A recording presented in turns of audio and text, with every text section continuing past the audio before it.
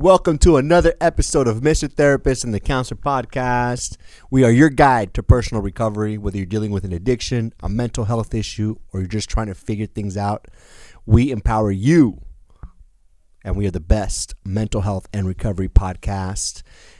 So please subscribe, watch the show, listen to the show, share the show if you find some value. Jesse O. This week on the podcast, let's set some boundaries. Here we go. That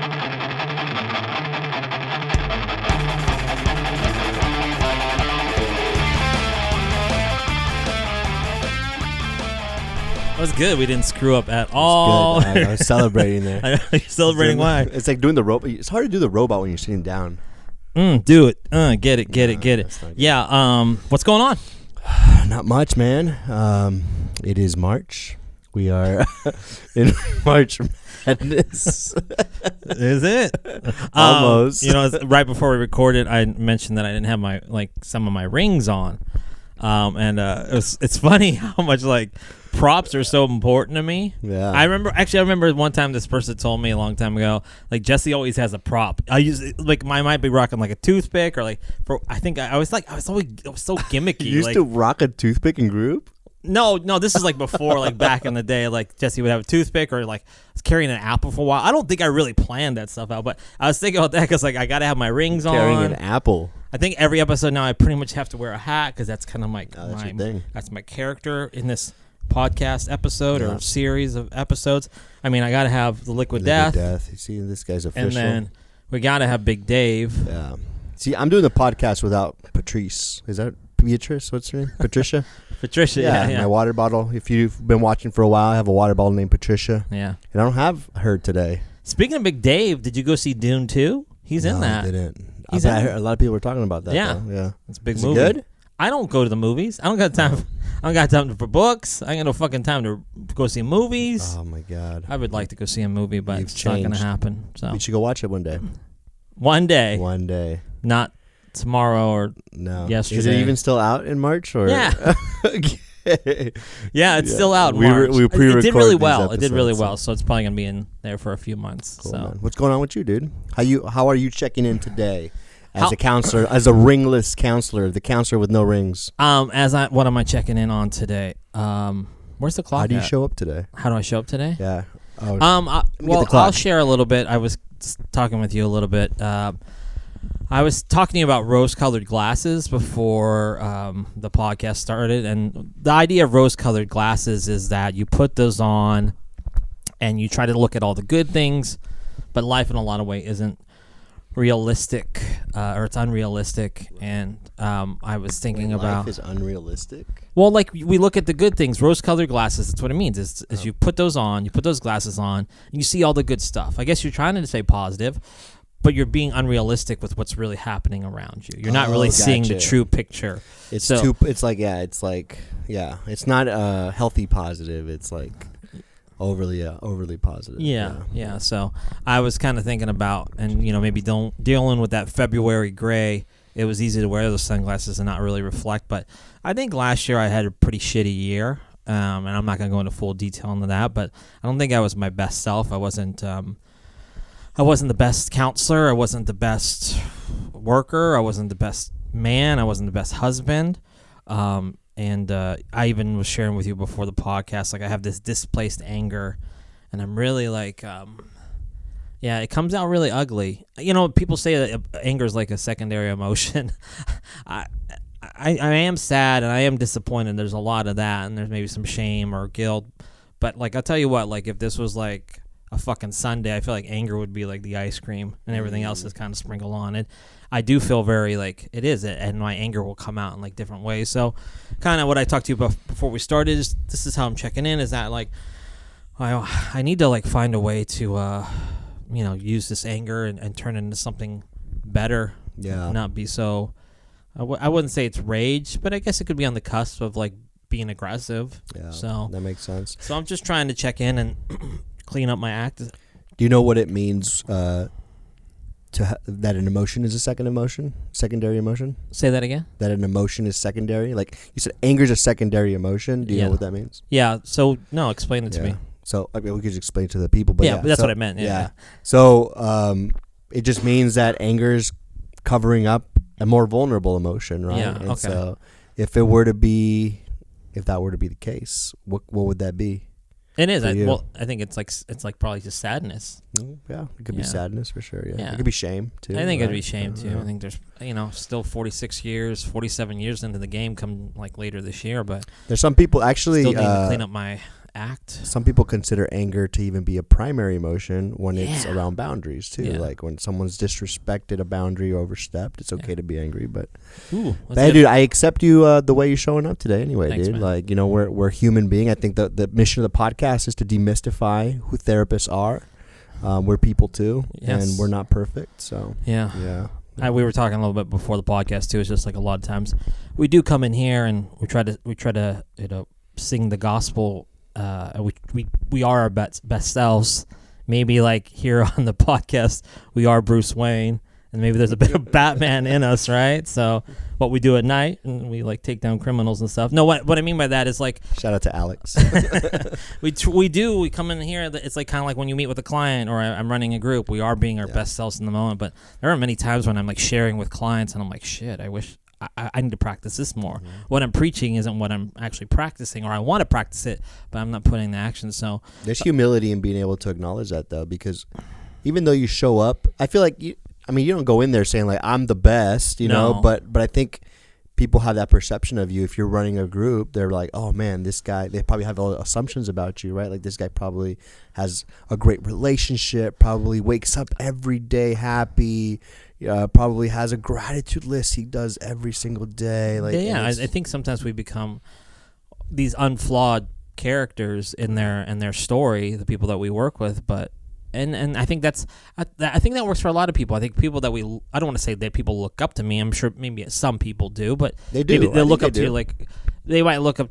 Yeah, so if they do, like, it's our heroes though. They're flawed too, right? Yeah. There's no Supermans in this world, only in the comics or in the everybody has something, and being more vulnerable, I think, invites more people to invites people to the feeling of being I'm okay with being having my flaws as well. So, which I'm happy you shared that. I think there's power in sharing that and showing people kind of that we're human too, and based off of that, I'm inspired to share a little bit myself. I'm showing up today as imperfect myself. I fucked up. I did something. I screwed up. I did something that kind of I completely regret doing, and feel a little bit embarrassed about and shame around, and guilty around. And so today I'm trying to be like super compassionate towards myself, and just allow myself to recognize that we all make mistakes, and that I'm not an exception to that, and that it's okay. I have an opportunity to do better. Or to learn from that experience, and so it's okay to mess up. And so dude, we're not perfect, and we're human beings, and we make mistakes just like everybody else. And I think I speak for myself too. I will tend to carry these mistakes. But I have to be okay. In some ways, I have to be okay with like a decision I made, an action I took, and kind of accept. I got to find some acceptance of it, and then use it for the next experience and make myself better in that. So I don't know if you ever go through this process, but like one of the things that I realized after this mistake is that immediately after I knew I messed up, and I felt sometimes I know I messed up and I feel just really bad, and I'm like, oh man, I feel really, but in this moment I knew I messed up and I felt bad, but I also felt like some capacity to be self-compassionate now. And it was almost like a road to choose of like, I can totally like beat myself up for this right now, or I can like put it away for a little bit, maybe like keep doing what I'm doing, or go to bed. And so I had the luxury of being able to decide that last night. And so I was like, okay, cool. Like I'm going to choose the route of not hating myself for what I just did. Yeah, that's good. I mean, you probably already gave yourself enough a hard time in your brain and your head. So I think it's okay to practice a little self-compassion. Yeah. Just kind of talking about like my displaced anger. I found myself just automatically going. At first, I was like, okay. I was kind of like giving myself like an okay to be like, this is why you're angry. Yeah.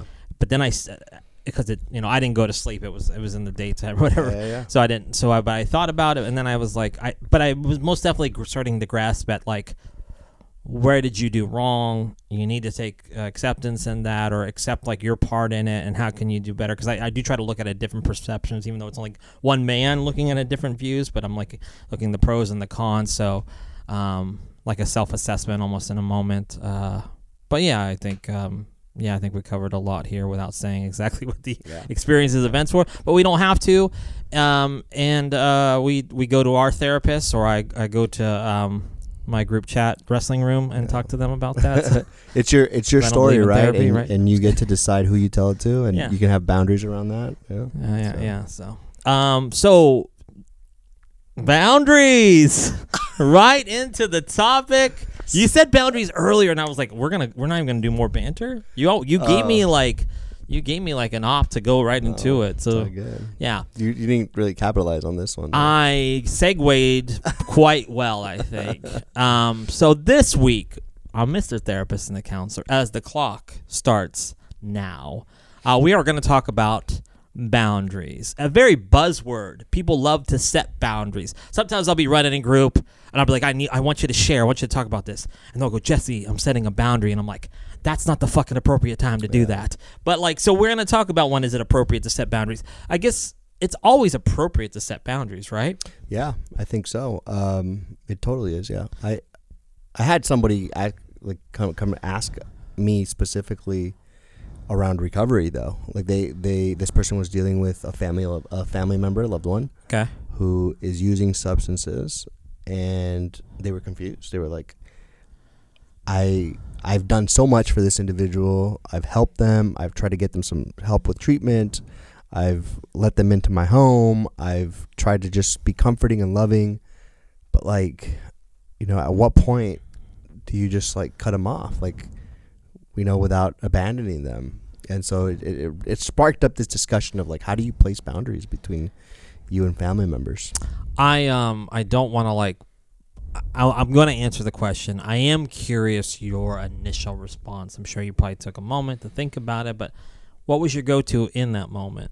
Sorry to like, you gave me a question, I shot it right back, but I'm trying to like, I want to hear it because I already have a take in my head, and I'm like reflecting on some past discussions we've had with people here. So I'm trying to maybe even get like a fresh take on it instead of like my kind of go-to response. So I think this is like many questions. When asking advice around boundaries, it's a very complicated answer to give because everybody's different. Everyone has a different capacity for what they can tolerate and what they don't want to tolerate.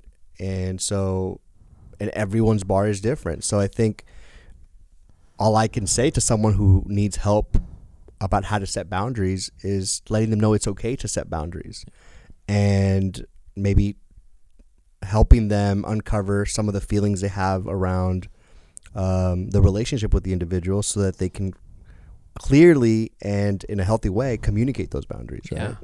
Yeah.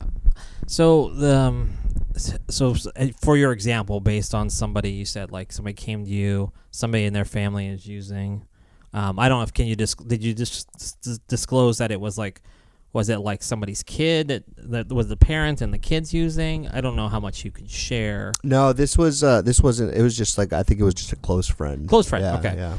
All right. So here's the thing. And it does probably vary, right? It does vary, right? So there's, as I say this often, there's levels to this game, and I'm trying not to contradict like things that we talk about here. I think that in life, in recovery, I think there's a lot of contradictions because like we'll say one thing, but then there's another way to like say it, and it's almost the exact opposite. So here's the thing. You don't want to abandon your friends, right? You don't want to completely cut them out, but there becomes a point in time where we're not being a friend to that person. So I think the way to set the boundary with a friend that maybe is using is like, I'm not going to be around you while you're doing that. In the process of doing that, you could still like have a friendship with the person, but you might say, hey, I'm uncomfortable, right, with what you're doing to yourself and what you're doing to the other people around you. I still love you, It's something that we said before on the podcast of like loving from a distance. You're not completely getting rid of the person, but there's an ultimatum, right? It says like, hey, I need to see from you to continue what we have. I still love you. Once again, I still care about you. You're still my friend, but you're not. What you're contributing to our friendship right now is extremely unhealthy. So I think that would probably be the best way I would probably say a friend.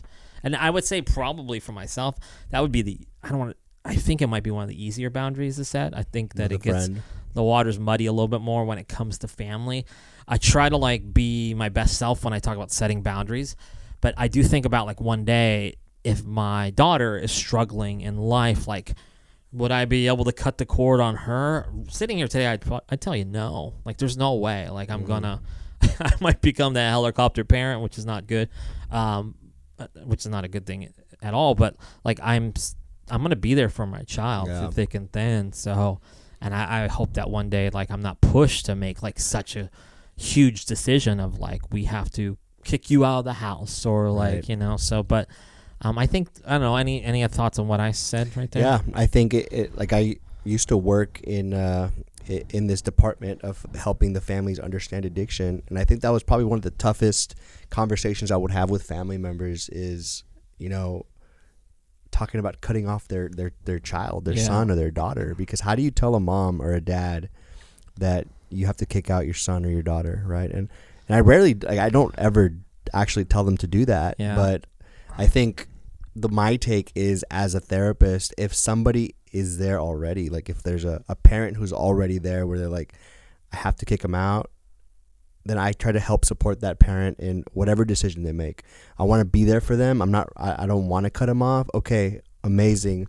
How can we continue to support your mental health while you're there for your son or for your daughter?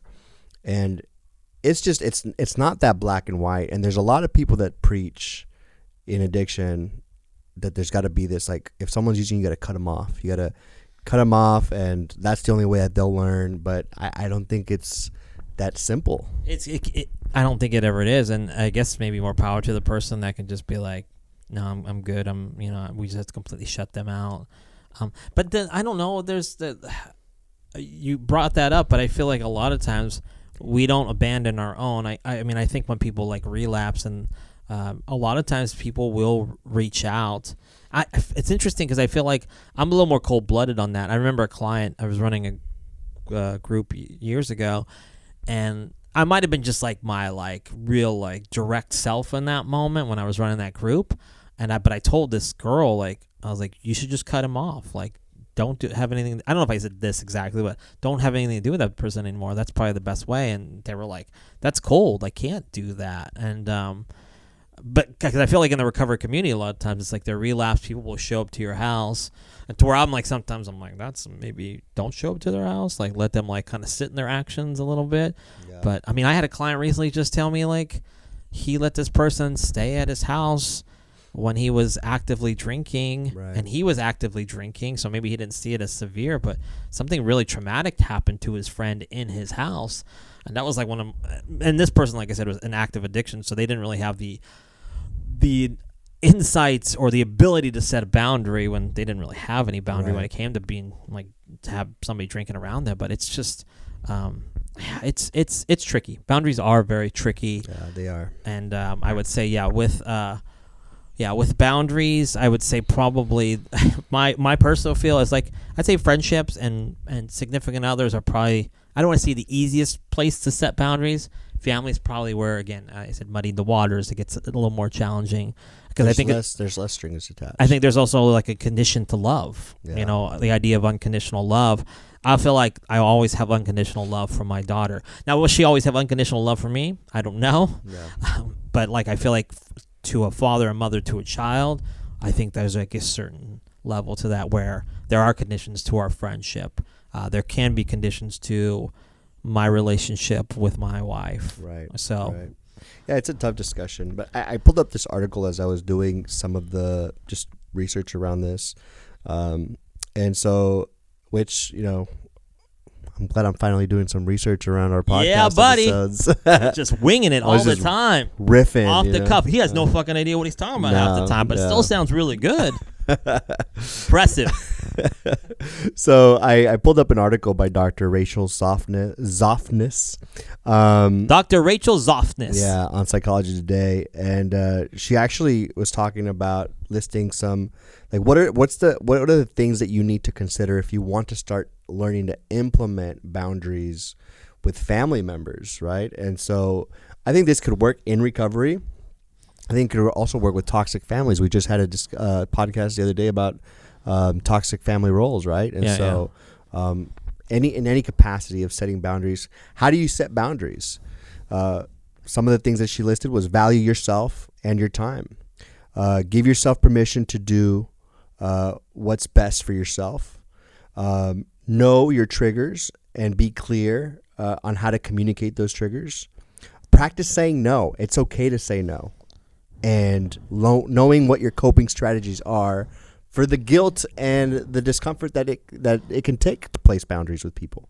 Yeah, there is a lot of guilt in setting boundaries, like especially if you're bringing up something brand new to a relationship that's already established, whether that be family, friends, significant others. Like even like work, it's like, which can be very challenging to set boundaries at work, but it's, once again, boundaries are difficult all across the board. So saying no can bring a lot of like uncomfortability and maybe some guilt and even some shame on like, I'm changing now for you. This is what I want now. I didn't need this before, but this is what needs to take place, or maybe this relationship can't continue.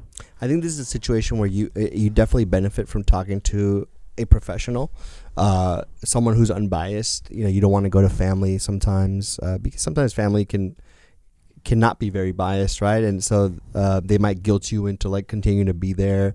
They might not know how to say the best thing, but a mental health professional is going to help guide you and help you come up with a decision on what to do based on what you individually need, where you are individually at as a person. And so I just think this is a time where it's important to go see a therapist and to talk about what you're feeling, how long you've been feeling that way, and what your options are to move forward, so you can make a decision that you can feel good about. Yeah. Why is it hard for you to say no? I think at the core of me, I can be a people pleaser. There we go. We got two of those in the room. Yeah, that was my thought. Like, so, can you explain to the people out there in the world that are watching us, what does it mean to be a people pleaser? You just like you don't like feeling. You don't like saying no to people. You don't like not being there for people. You like making people proud, making people feel like you all can those positive emotions, be right? supportive to them. Yeah. And so I think at times you'll sacrifice your own emotions to please someone else, right? And so I think people who identify as codependent are like people pleasing to the max, right? Because they just want to help, they just want to be supportive, and at the same time they're burning themselves out completely. Yeah, people pleasing is like you making sure the audience is happy, the people in front of you are happy, but then a lot of times there's an unhappiness within, and it grows more and more. So yeah, like it's really, I want to be loved, liked by everybody. I'm starting to realize that's not possible. Yeah. It's just not going to happen. Yeah. I can't make everybody happy, and you're most definitely not going to make people happy when you set boundaries. So that disrupts that whole concept of like, we were so good, but now I want this, and now you're not so good because you don't like this. What was the Michael Scott? I don't need to be liked. I like to be liked. I love being liked. Yeah, that man has so much knowledge, so much insight. I had I don't think I've ever talked to you about this, but I had mentioned in the podcast before. I had an uncle who passed away. He took his life, and he was very troubled, just mental health wise, and struggling with a bunch of with addiction. And I remember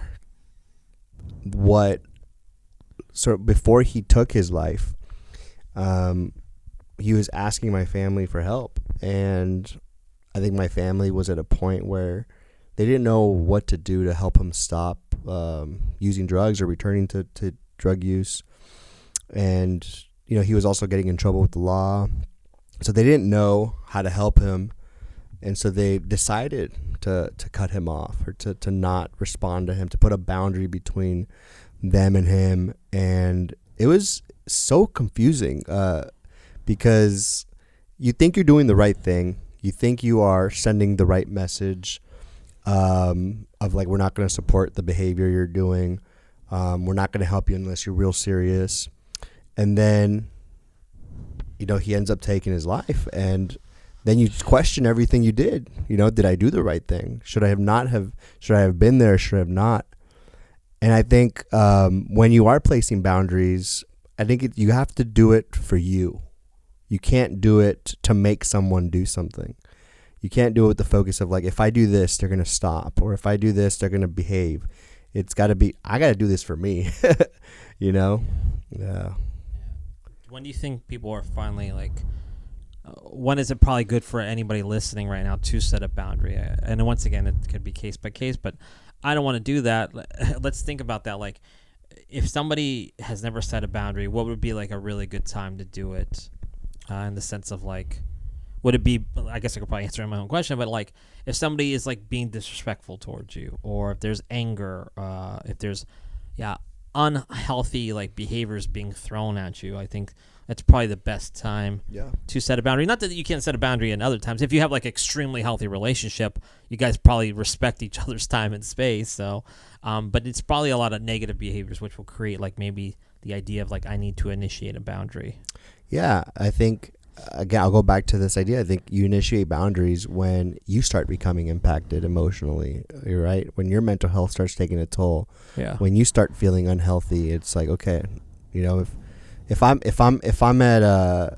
hanging out with my friends and someone starts attacking me, but I take it like funny, I'm like, okay, this guy's just drunk or whatever, and I can still stay there without being affected, and move on, and maybe I don't need to place a boundary in that moment. But if I start getting angry, if I start getting upset, if I want to react, if I want to hit him, then maybe I need to place a boundary, right? Because it's like, okay, I'm starting to be pulled into this energy, and so I got to save myself right now.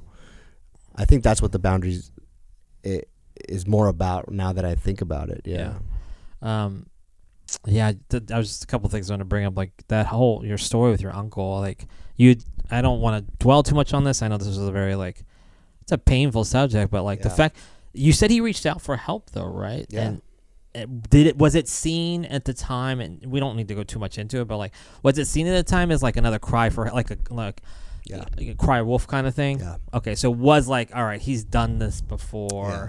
I thought like initially when you shared, I was like, oh, like he finally asked for help and it was shut down. It was more like this has happened multiple times. It's happened multiple times. Okay. It's cost the family like X amount of money, X amount of energy, X amount of and it was like almost like the boy who cried wolf kind of experience. But it sucked, right? Because who's to say that maybe that time it would have worked, right? Or that time he was serious or not. But I think you're both, the family and the person who's going through it, they're both so like in a moment so lost and so like don't know what the right thing to do is. Yeah. It's not as clean as just like, this is what you got to do. Yeah. There's things that we kind of say often on this podcast, but it's like, we've said this before and we'll say it for future podcasts, but like, we can't help people that don't want to be helped. And there's only so much, like, I know sometimes I want it more than the other person does. And that's a lot of times in my own professional field and even my own personal life. It's like, you can't do things for other people that when they're not willing to do it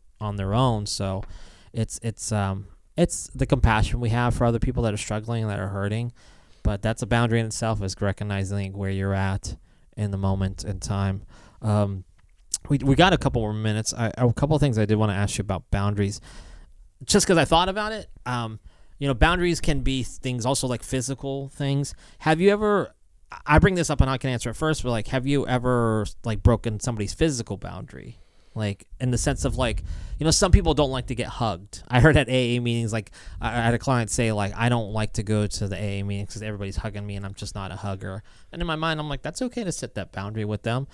I'm not one to like, I'm not a real touchy person because I feel like, particularly maybe male, female, like I wouldn't like touch a woman at work because I feel like that's like, an inappropriate boundary. It could it could be mixed signals, but overall, just think like it's unprofessional. But then I could see people at work like some men will be really touchy, and maybe it's my own personal like value systems in that moment. But do you experience that at all? Have you experienced that like professionally, or like what are your own like physical boundaries, I guess, as I'm trying to like get to? Yeah, I mean, I've never broken anyone's physical. Are you a big hugger? Is what I'm trying to ask. I'm a big hugger. Okay. I am. I am. You want to hug right now? I am. I do. You want to hug me right now? Just want to pound it out. No, I don't. You sicko. Why is everything so sexual on this podcast with you these days? I have no idea. Oh, that's when the mics are turned off. Never mind. I'm sorry. That's why we only have 5. That's why we only have 5 listeners. You keep talking about these 5 listeners. There are like solid 5 listeners. Yeah, okay. I love you guys. Yeah. Thank you. All 5 of y'all. Yeah. Thank you to the Reed family. So to the Reed family. Amy Reed, Heather Reed, Deborah Reed. So nice. That's a shout out, Amy. Yeah, Don't forget. Okay. They all listen to it on their individual devices. So what I was gonna say was, I am a big hugger. I'm big on touch. I put my hand on your shoulder. Yeah. I give you a hug. Smack my butt before I sit in this chair. Smack your butt. I did smack your butt. Your phone was behind it. So, but I think you got to be careful because I mean I don't just go see someone like, oh hey, give a big hug. What up, dude? It's what up, girl? It's after a while of like knowing who they are. It's like okay, like I think. Kind of know. You feel comfortable. You can read the room. Read the room. Not everybody's good at reading the room. Yeah, so, exactly. And there's like an old school mentality too. I think present day in 2024, you got to remember like who you're touching and like why you're touching them, and you have to be very careful because like there are things that just don't fly anymore. Maybe they shouldn't have flied back in the day, but it's definitely not flying these days. There's a lot of hyper awareness right now for sure. So. But yeah, you read the room, and when in doubt, don't do it. I wanted to ask you as we're wrapping up here, if you're cool with that. We're wrapping up. You're good with that? Is there something else you want to talk about on boundaries? No. Okay. Good boundary, dude. I statements, right? I will not continue with this podcast past. Anyways, as a clinician, you sounded like Bill Clinton there. Did I? I did not have sexual relations. That was pretty bad, dude. I did not sound like I was from Arkansas. Do you ever in therapy? Do you ever set boundaries with like your clients? Yeah. In the sense of like, I guess maybe protecting yourself, self-care. Like, do you ever start a session and go, hey, as your therapist, I will blah blah blah blah blah blah blah blah blah. Never said that specifically, but I mean, a lot of the boundaries I'm thinking about that I set in therapy are around time. Okay. If I have clients who go over, I'll let them know, right? After I'll give them a couple chances. I'm a people pleaser, right? And be like, but after a few times, it's like, hey, like, just so you know, we've run past 10-minute mark a few times, so I'm gonna end us at this time, or around no shows, right? It's like, hey, like, you know what? You have a no show, I'm gonna have to charge you for the session. Or late cancellations or stuff like that. So, yeah. Dude, speaking of physical touch, I just thought of something, dude. Please don't touch me. You're serious. I was thinking about this, is that, like, maybe people, like, boundaries are very much like rules, wouldn't you say? Yeah, like your own personal rules. And people, a lot of times, don't want to conform to rules. I think a lot of times people, when you set a rule, they might say, that rule's dumb. Like, I don't like this. Why do I have to do this? It might be like at work. It could be like the clients I have in, like, a program, right? Like, you can't do this, you can't do that. We are given so many rules, right? So, and a lot of times people don't want to obey the rules. So I think maybe sometimes it gets shadowed by like the idea of somebody setting a boundary, which a lot of times isn't stupid, or maybe we're trying to make it stupid like a rule, but like to them it's a very important thing. Like an individual sets a boundary, which we maybe interpret it as a rule. Maybe that's why a lot of times people kind of disrespect boundaries, because they see them more as like rules, and I'm like, I don't want to follow your rules. Like, I have my own personal rules, and this is free will, and this is life. And a relationship, in some ways, like, I don't want to say like you could take free will, whatever, but like in our friendship, like, I want to act how I want to act. And if you tell me I need you to do this, I might be like, well, you can't put a rule on this, you know? So, and that's okay, right? Yeah. Sometimes my boundary will not, you'll not be okay with it. Yeah. And then maybe we limit the encounters that we have, right, together because of that, because we just don't mesh. We don't match. That's all right. Yeah. But yeah, you're probably that reminds me of a friend that we kind of have. I won't say their name, but Don't.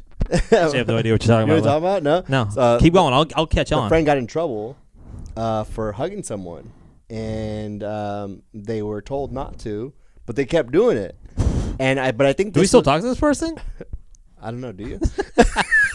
But I'm trying to think. Anyways, keep going. But anyway, so so you think about like why they were told no. Why would they keep doing it? You know. But I psychoanalyze my friends all the time. Do it. So the reason why I think they did it was almost like the not embarrassment, but almost like feeling like you're in trouble. So you try to make it like funny as opposed to take it serious. Yeah. Have you ever felt that way? Like when you make a joke or you do something that pisses somebody off, and then you kind of like try to make it funny to like avoid, I guess, facing the fact that you screwed up. Yeah. No, I think a lot of times we use humor to deflect, and that's another example of it, right? So I remember this good friend of ours, still a good friend of ours, that got in trouble for this reason, and actually, I think they got let go because of it. So. Oh, damn. But I really don't know who this riffraff is, but I don't think I'm friends with this person. I'll tell you after the show. And if you want to find out after the show, subscribe to our channel, share it with a friend, and until next time. Thank you.